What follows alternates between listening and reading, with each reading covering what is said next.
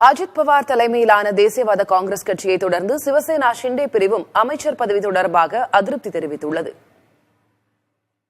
பிரதமர் மோடியின் அமைச்சரவையில் ஏக்நாத் ஷிண்டேவின் சிவசேனா கட்சிக்கு ஒரு இணையமைச்சர் பதவி ஒதுக்கப்பட்டுள்ளது. இது தொடர்பாக அதிருப்தி தெரிவித்துள்ள அந்த கட்சியின் எம்பி ஸ்ரீராங் பார்னே, மகாராஷ்டிராவில் பாஜகவை விட அதிக விழுக்காடு வெற்றியை ஷிண்டேவின் சிவசேனா பெற்றுள்ளதாக சுட்டிக்காட்டியுள்ளார். சிறிய கூட்டணி கட்சிகளுக்கு கேபினெட் அமைச்சரவை பதவி வழங்கப்பட்டிருப்பதாகவும், ஆனால் தங்களுக்கு ஒரே ஒரு இணையமைச்சர் பதவியை வழங்கியிருப்பதாகவும் அவர் அதிருப்தி தெரிவித்துள்ளார்.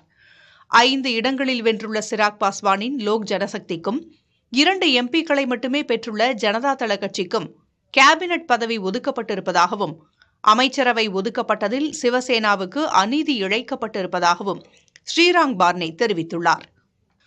அடுத்த 3 மாதங்களில் சட்டப்பேரவைத் தேர்தலில் இணைந்து பயணிக்க வேண்டியிருப்பதால் சிவசேனாவுக்கு நியாயம் கிடைக்கும் என நம்புவதாகவும் அவர் குறிப்பிட்டுள்ளார்.